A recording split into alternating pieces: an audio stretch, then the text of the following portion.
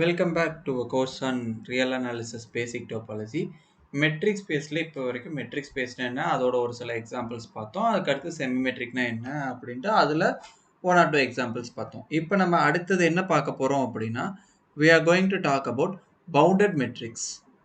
So bounded metric அப்படின்னா என்ன? பேரே கொஞ்சம் வித்தியாசமாக இருக்க மாதிரி இருக்குங்களா? ஆமாங்க. இப்போ பேசிக்காக மெட்ரிக் அப்படிங்கிறது என்னது? It is a function define from x cross x to R. கரெக்டுங்களா? ஸோ இப்போ ஒரு இந்த ஃபங்க்ஷன் இப்போ இந்த மாதிரி தான் ஈக்குவல்ஸ் சம் குவான்டிட்டி இப்படி தான் வந்து நம்ம டிஃபைன் பண்ணிக்கிட்டு இருக்கோம். இப்போ இதோடைய ரேஞ்ச் என்ன அப்படின்னு நம்ம பார்க்கணும். So range of this function என்ன அப்படின்னு பார்க்கணும். It is a subset of set of real numbers. ஆனால் நம்மளுடைய கோடொமைன் என்னவா இருக்கு? Codomain is the set of real numbers. அப்போ கண்டிப்பாக range of the metric is a subset of. இந்த இடத்துல வந்து நான் மீன் பண்ணியிருக்கிறது என்ன அப்படின்னா range of a metric is a subset of real numbers. So அப்போ செட் ஆஃப் ரியல் நம்பர்ஸில் ஒரு சப்செட் எடுத்தோம் அப்படின்னா அது வந்து ஒரு பவுண்டட் செட்டா இல்லையா அப்படின்னு நம்ம பார்க்கறது நமக்கு ஈஸி தானே. இப்போ பவுண்டட் செட் அப்படிங்கிறது என்னது?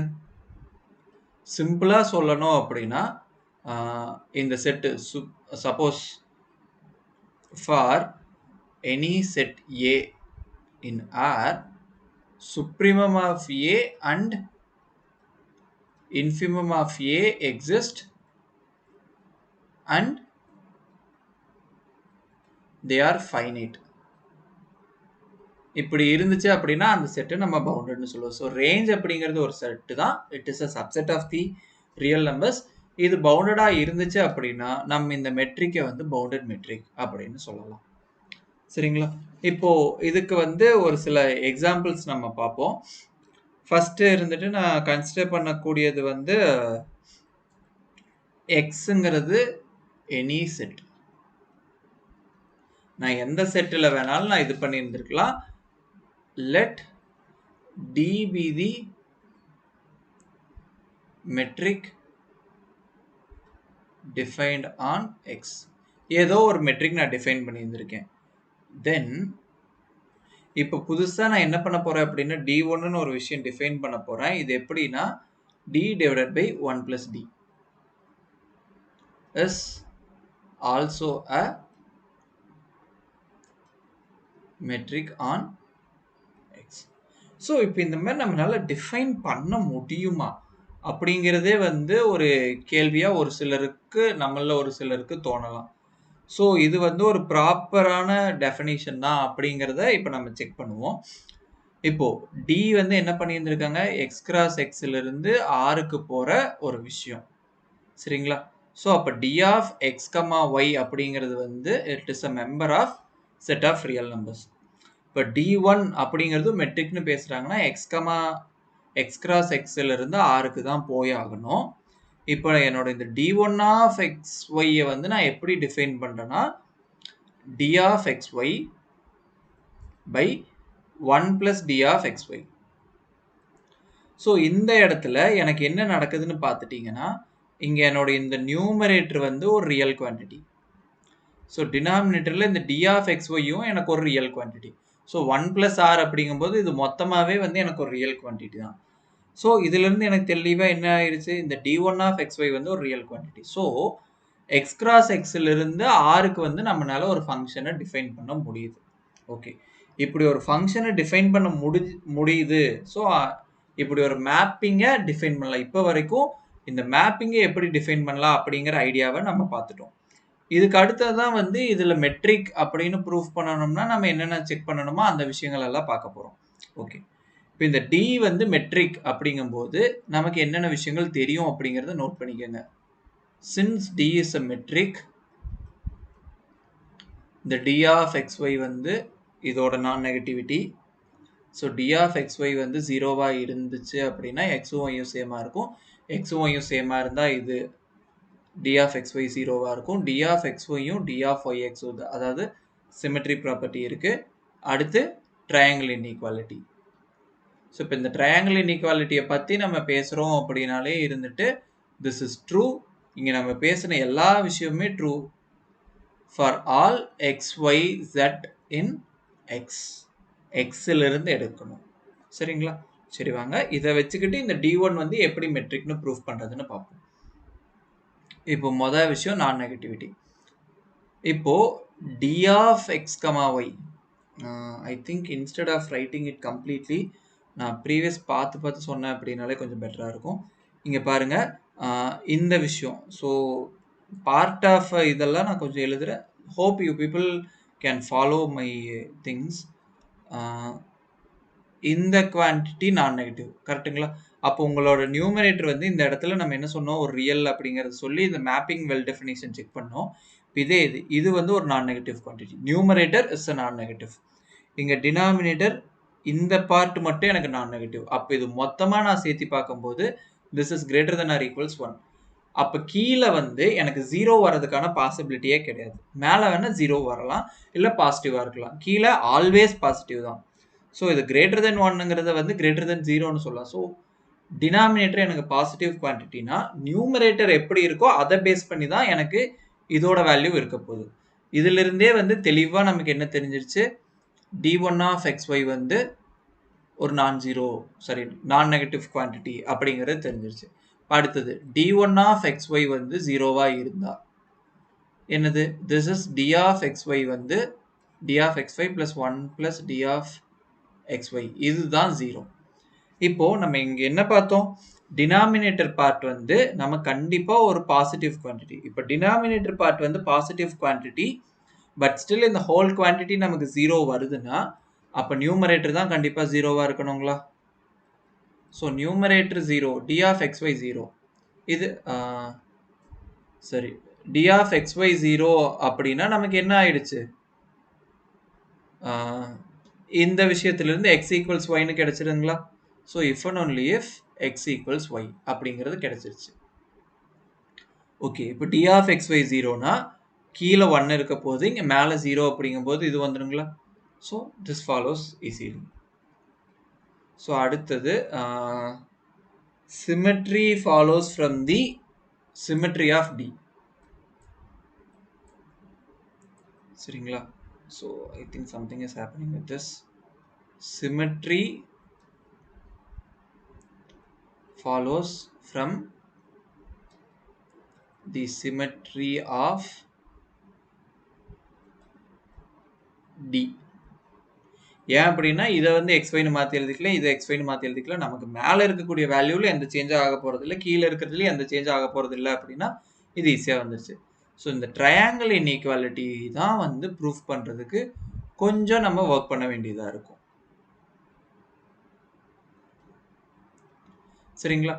ட்ரையாங்கிள் இன்இக்வாலிட்டி யூஸ் பண்ணுறதுக்கு நம்ம எந்த ஐடியா யூஸ் பண்ண போகிறோம் அப்படின்னா மோனோடானிக் இன்க்ரீசிங் ஃபங்க்ஷன்ஸில் எந்த மாதிரி இருக்க போகுது. ஓகே, இங்கே எகெயின் நம்ம என்ன யூஸ் பண்ண போகிறோம் அப்படின்னா இதுதான், இதோட ட்ரையாங்கிள் இன்இக்வாலிட்டி இருக்குது பார்த்தீங்களா, இதை பேஸ் பண்ணி தான் நம்மளோட ஒர்க்கிங்ஸ் அடுத்து ஃபுல்லாகவே இருக்க போகுது. So what do we mean by sorry, I think something happens. Okay, hope நீங்கள் பார்த்துருந்துருப்பீங்க. ஸோ இங்கே மிஸ் மேட்சஸ் எதுவும் உங்களுக்கு ப்ராப்ளம் இருக்காது. நம்ம ட்ரையாங்கிள் இன்இக்வாலிட்டி தான் வந்து அடுத்து ட்ரை பண்ணிக்கிட்டு இருக்கோம். ஸோ ட்ரையாங்கிள் இன்இக்வாலிட்டிக்கு வந்து நான் என்ன சொன்னேன், மோனோடானிக் ஃபங்க்ஷன்ஸ் ஐடியாவை யூஸ் பண்ண போகிறோம். இப்போ t1 less than or equals t2 இருந்துச்சு அப்படின்னா f of t1 will be less than or equals f of t2. இது வந்து மோனோடானிக் இன்க்ரீசிங் ஃபங்க்ஷனுடைய டெஃபினிஷன். இங்கே நம்ம டிஃபைன் பண்ணியிருக்கிற இந்த d upon 1 plus d. Okay, for example இதை டீன்னு வச்சுக்கோங்களேன், டிக்கு பதிலாக டீங்கிற மாதிரி வச்சுக்கோங்க. இந்த ஃபங்க்ஷன் வந்து ஒரு மோனோடானிக்லி இன்க்ரீசிங் ஃபங்க்ஷன் அப்படிங்கிற மாதிரி நம்ம இப்போ ப்ரூஃப் பண்ணணும். ஸோ வாட் அடுத்து நம்ம இதே மாதிரி ஸ்டார்ட் பண்ணுவோம். இப்போ நமக்கு என்னது, t1 less than or equals t2 அப்படிங்கிற அசம்ஷனை வச்சுக்கிட்டு அடுத்து நம்ம ப்ரொசீட் பண்ண போகிறோம். So f of t1 minus f of t2 நான் என்னென்னு பார்க்க போகிறேன். இது பார்த்துட்டிங்கன்னா எனக்கு t1 upon 1 plus t1 minus t2 upon 1 plus t2. சரிங்களா? ஸோ எல்சிஎம் எடுத்தேன் அப்படின்னா t1 times of 1 plus t2 minus t2 times of 1 plus t1 upon 1 plus t1 times of 1 plus t2. Okay, so numerator வந்து எனக்கு t1 plus t1 t2 minus t2 minus t1 t2. So these two quantities gets cancelled. Denominator 1 plus t1 times of 1 plus t2. So this will be என்னோட இந்த f of t1 minus f of t2 என்னவா இருக்க போகுது அப்படின்னா t1 minus t2 upon 1 plus t1 times of 1 plus t2. இப்போ இந்த இடத்துல நான் எக்ஸ்ட்ராவா இன்னொரு கண்டிஷன்ஸ் என்ன இது பண்ண போறேன் அப்படின்னா இங்க என்னோட இந்த t1 t2 இது எல்லாமே வந்து ஒரு நான் நெகட்டிவ் குவான்டிட்டி அப்படிங்கிற மாதிரி இம்போஸ் பண்ண போறேன். அப்படி பண்ணனா எனக்கு இந்த இடத்துல என்னது என்னோட t1 minus t2 less than or equal 0 கரெக்ட்டுங்களா? அடுத்து இதுல இருந்தே என்னோட 1 plus t1 வந்து கண்டிப்பா greater than 0 because of this. அதே மாதிரி 1 plus t2வும் greater than 0. அப்போ இதை ரெண்டை யூஸ் பண்ணோம் அப்படின்னா என்னோட denominator part is positive. So நியூமரேட்டர்ல என்ன இருக்கோ அதை பேஸ் பண்ணி தான் இதாக போகுது. ஸோ நியூமரேட்டர் எனக்கு என்னது it is less than or equal 0 because of this. Okay, இப்போ இதுல இருந்து எனக்கு என்ன கிடைக்குது f of t1 minus f of t2 less than or equal 0. This tells me f of t1 less than or equals f of t2. சரிங்களா? So இப்போ f வந்து மோனோட்டானிக்கலி increasing அப்படிங்கிறத வந்து நம்ம ப்ரூஃப் பண்ணிட்டோம். இப்போ இது மோனோட்டானிக்கலி இன்க்ரீசிங் இந்த t1 t2 இங்க விஷயங்கள் எல்லாம் இருக்கு பார்த்தீங்களா? இப்போ t1க்கு பதிலாக டேக் d of xy, t2க்கு பதிலாக d of xz plus d of zy. So இது தெளிவாக t1 less than or equals t2 இந்த கண்டிஷனை சாட்டிஸ்ஃபை பண்ணுது. அப்படிங்கும்போது இந்த tக்கு பதிலாக நீங்கள் ரீப்ளேஸ் பண்ணீங்க அப்படின்னா உங்களுக்கு என்ன வரப்போகுது d of xy upon 1 plus d of xy is less than or equals d of xz plus d of zy upon 1 plus d of xz plus d of zy அப்படின்னு வரப்போகுது. இப்போ இந்த இடத்துல நீங்கள் ஒரே இது ரெண்டு டேர்மாக நீங்கள் ஸ்ப்ளிட் பண்ணிக்கலாம். இப்போ டினாமினேட்டரில் மட்டும் என்ன பண்ணுறோம் அப்படிங்கிறத நான் சொல்கிறேன். இப்போ a plus b plus c இங்கே இருக்கிறது எல்லாமே வந்து ஒரு நான் நெகட்டிவ் குவான்டிட்டின்னு வச்சுக்கோங்க. இதை வந்து a plus b கூட நீங்கள் கம்பேர் பண்ணணும். எப்படி இருக்கும்? கண்டிப்பாக இதுதான் பெருசாக இருக்கும், இல்லைன்னா ஈக்குவலாக இருக்கும். இஃப் c is 0 ஈக்குவல் வரணும்னா c 0வாக இருக்கணும், இல்லை அப்படின்னா இதுதான் பெருசாக இருக்க போகுது. இதே ரெசிப்ரோக்கல் எடுத்தீங்க அப்படின்னா 1 upon a plus b plus c is smaller than or equals 1 upon a plus b. So இந்த நியூமரேட்டர்ல ரெண்டு டேர்ம் இருக்கங்காட்டி இதை ரெண்டா ஸ்ப்ளிட் பண்ணீங்க அப்படின்னா உங்களுக்கு ரெண்டு டேர்ம் இருக்கும். And then make use of this would give you so this one upon இங்க நம்ம இந்த c வந்து ரிமூவ் பண்றோம் பாத்தீங்களா, அந்த ரிமூவ் வந்து நம்ம கன்வீனியன்ஸ்க்கு ஏற்ற மாதிரி எது வேணுமோ அதை ரிமூவ் பண்ணிக்கலாம். So this is what you get, and this completely proves the requirements. இது வந்து நம்மளோடது வந்து ஒரு metric space அப்படிங்கிறது வரைக்கும் வந்துட்டோம். இது metric, along with this metric any set becomes a metric space. So இந்த x, d1 is a metric space இப்போ நமக்கு. சரிங்களா? இப்போ இதுல அடுத்து முக்கியமான ஒரு விஷயம், இதை வந்து நம்ம ஒரு பவுண்டட் அப்படிங்கிற இதுக்கு எக்ஸாம்பிளுக்கு பேசணுங்கிறங்காட்டி நம்ம ஆரம்பிச்ச விஷயம், அது என்ன அப்படிங்கிறத பார்ப்போம். பார்த்துட்டீங்கன்னா என்னோட d1 வேல்யூ வந்து என்னன்னு சொல்லியிருக்கேன், d plus d upon 1 plus d. இப்போ இது simplification purposeக்காக what I am doing is that I am adding and separating 1 in the numerator. So it becomes 1 minus. இப்போ d வந்து கண்டிப்பாக ஒரு நான் நெகட்டிவ் வேல்யூ அப்படிங்கிறது நமக்கு தெரியும். அதனால இங்கே dக்கு நீங்கள் என்ன வேல்யூ கொடுத்தாலும் this is becoming smaller and smaller. So உங்களோட d1 வேல்யூ சப்போஸ் d உங்களுக்கு 0வா இருந்துச்சு அப்படின்னா என்ன வரப்போகுது, உங்களுக்கு 0 வரப்போகுது. இல்லை அப்படின்னா டு த மேக்ஸிமம் இங்கே ரொம்ப குட்டியாக போய்கிட்டே இருக்கலாம். ஸோ இதுதான் உங்களோட இந்த d1 வேல்யூ வந்து இந்த 0லேருந்து 1க்குள்ள தான் இருக்கும். This is a bounded set. So இது ஒரு பவுண்டட் செட் அப்படிங்கிறங்காட்டி we call this d1 is a bounded metric on any set. எந்த செட் எடுத்தீங்க அப்படின்னாலும் இதுல வந்து இந்த D1ங்கிறது ஒரு பவுண்டட் மெட்ரிக்கா இருக்கும். இப்போ ஒரு மெட்ரிக் ஸ்பேஸ் குடுத்திருந்தாங்க அப்படின்னா, அதாவது ஒரு செட் அதுல ஏதோ ஒரு மெட்ரிக் நமக்கு தெரிஞ்ச மெட்ரிக்கா இருந்துச்சு அப்படின்னா, with the help of that metric நம்ம எப்படி வந்து வேற ஒரு மெட்ரிக் அந்த செட்ல டிஃபைன் பண்ணலாம் அப்படிங்கிற ஐடியாவ தான் வந்து நம்ம இப்ப பார்த்தோம். இப்ப பார்த்துட்டீங்க அப்படின்னா, இந்த மாதிரி நம்ம டிஃபைன் பண்ண ஒரு மெட்ரிக் வந்து மெட்ரிக்கா மட்டும் இல்லாம it is also being a bounded மெட்ரிக்காவும் இருக்கு அப்படிங்கிறத பார்த்துட்டோம். இப்ப இதே மாதிரி இந்த செட்டுலயே இதே செட்டு அதே மெட்ரிக் D யூஸ் பண்ணி வேற ஒரு மெட்ரிக் நம்ம D2 அப்படின்னு டிஃபைன் பண்றோம். மினிமம் ஆஃப் 1, இந்த மாதிரி டிஃபைன் பண்ணியிருக்கோம். இப்ப பார்த்துட்டீங்கன்னா, இந்த குவான்டிட்டி எப்பவுமே வந்து உங்களுக்கு ஒரு நான் நெகட்டிவ் குவான்டிட்டி தானே? அண்ட் மோர் ஓவர் இப்ப மினிமம் ஆஃப் இந்த 2 தான் எடுக்கிறீங்க. இப்ப இது 2ல இந்த D மினிமமா இருக்கணும்னா உங்களுக்கு என்னது? இந்த 0 less than or equals T less than or equals 1 இருக்கணும். இப்படி இருந்துச்சுன்னா இது மினிமம் வேல்யூவா இருக்கும். சப்போஸ் 1 விட அதிகமா போயிடுச்சுன்னா இதுதான் மினிமம் ஆயிடும். கரெக்ட்டுங்களா? ஸோ இதிலிருந்து நமக்கு தெரிய வர்றது என்னது? இந்த வேல்யூ வந்து கண்டிப்பா என்ன சொல்றது? லெஸ் தென் ஆர் ஈக்குவல்ஸ் 1ன்னு தான் இருக்க போகுது. சரிங்களா? இப்போ d of x, y non negative அப்படிங்கிறங்காட்டி d2 of x, y non negative. அதே மாதிரி சிமெட்ரி எதுவுமே பிரச்சனை கிடையாது. இப்போ ட்ரையாங்கிள் இன்இக்வாலிட்டியை பொறுத்த வரைக்கும் இப்போ D2க்கு இது 2ல எந்த வேல்யூ வேணாலும் வரலாம். அதே தான் இங்கேயே எல்லாமே இது பண்ணியிருக்கோம். ஜஸ்ட் என்னென்ன பாசிபிலிட்டிஸ் இருக்கு அப்படின்னு பார்த்துக்கோங்க. இப்போ இங்க சப்போஸ் 1 இங்க 1 எடுத்தோம் அப்படின்னா என்ன? இந்த 1 இங்க ZY. அதே மாதிரி இங்க 1 இங்க XZ. இங்க ரெண்டுமே இந்த D of XZ, D of ZY எடுத்தோம் அப்படின்னா என்ன வர்றது? அப்படிங்கறத தான் பார்க்குறோம். இங்க நீங்க 1 எடுத்தீங்கனாலும் சரி, D of XY எடுத்தீங்கனாலும் சரி, இப்போ D of XY வந்து அதாவது சரி இது 2ல தான் ஏதோ ஒன்று தான் வந்து என்னோட D2 வேல்யூவா இருக்க போது. என்னோட D2 வேல்யூ வந்து 1 விட கம்மியா இருக்கும். ஸோ 1 + 1 = 2 அப்படிங்கும்போது 2 விட இந்த வேல்யூ கம்மியாக தான் இருக்க போகுது. ஓகே, இப்போ அடுத்தது இங்க வாங்க.